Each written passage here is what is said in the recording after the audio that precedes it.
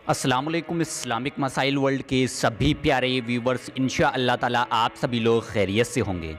आज मैं आप लोगों को बताने जा रहा हूँ एक ऐसा मसला जो दरपेश आ रहा है कि हम लोग लॉकडाउन में तराबी कैसे पढ़ें। अगर हम लोगों को हाफिज़ ना मिले तो हम लोग अपने घरों पर तराबी किस तरह से अदा करें। अगर आप लोगों ने इस वीडियो को शुरू किया है तो इस वीडियो को आखिर तक ज़रूर देखें। ये मसला हर किसी को जानना ज़रूरी है। जैसा कि आप लोग जानते ही हैं, लॉकडाउन को 3 मई के लिए बढ़ा दिया गया है। अब ये मसला सामने आ रहा है, जब घर पर तराबी पढ़ें तो हम लोग कैसे पढ़ें। क्या इमाम को बुलाकर कुरान से पढ़ें? और अगर हम लोगों को सारी सूरतें याद नहीं हैं तो हम लोग तराबी कैसे पढ़ें, और औरतें तराबी कैसे पढ़ें। ध्यान से सुने।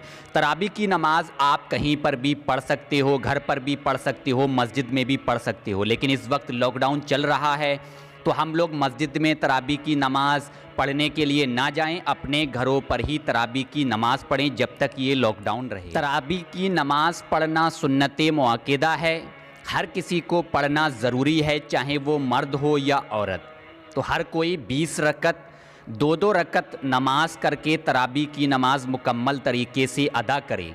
अगर हम लोगों को हाफिज़ मिल जाए तब तो ठीक है, अगर हाफिज़ ना मिले तो हम लोग तराबी किस तरह से पढ़ें।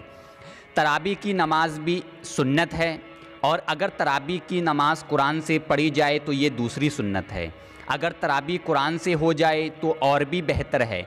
अगर हम लोगों को हाफिज़ ना मिले, क्योंकि इस वक्त हर कोई अगर घर वाला ये चाहे कि हम लोग हाफिज़ बुला लें और कुरान करीम से तराबी पढ़ लें तो ये मुमकिन नहीं है। जल्दी हर किसी को हाफिज़ कुरान नहीं मिलेगा।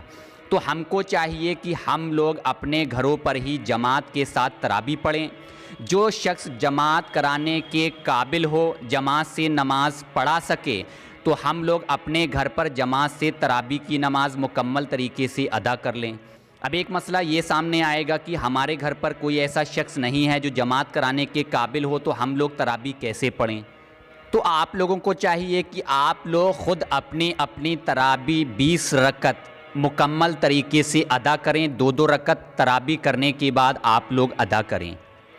अगर आप लोगों को सूरह अलम तरा से लेकर सूरह नास तक सारी सूरतें याद हैं तो आप लोग हर रकत नफिल नमाज में ठीक इसी तरह से अलम तरा से शुरू किया और सूरह नास तक पढ़ा, तराबी मुकम्मल की। उसके बाद फिर आप लोगों ने अलम तरा से और सूरह नास तक तराबी पढ़ने के बाद आप लोगों ने 20 रकत तराबी मुकम्मल तरीके से अदा करी।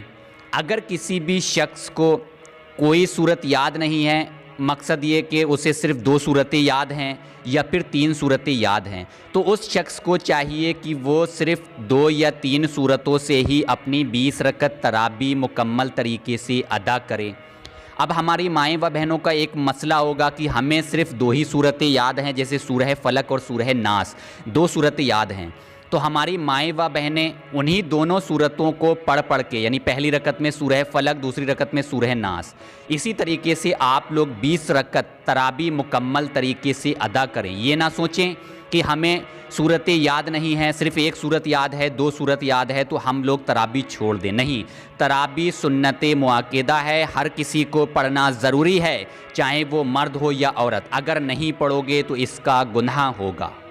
तो ये तो मैंने पूरा मसला बता दिया तराबी का। लॉकडाउन में हम लोग तराबी किस तरह से पढ़ें। इंशाअल्लाह ताला मैं अगली वीडियो में आप लोगों को बताऊंगा तराबी का पूरा तरीका, किस तरह से आप लोग नियत करें, किस रकत में आप लोग क्या पढ़ें और किस तरह से तराबी मुकम्मल तरीके से आप लोग अदा करें। औरतों की तराबी की नियत क्या होगी, मर्दों की तराबी की नियत क्या होगी। तो आप लोग इस वीडियो को ज़्यादा से ज़्यादा लोगों तक शेयर करें। ये मसला हर किसी को जानना ज़रूरी है, कहीं ऐसा ना हो जाने अनजाने में बहुत से लोग तराबी छोड़ दें। दुआओं की गुजारिश। मैं हूँ शाहबाज हुसैन। अल्लाह हाफिज़।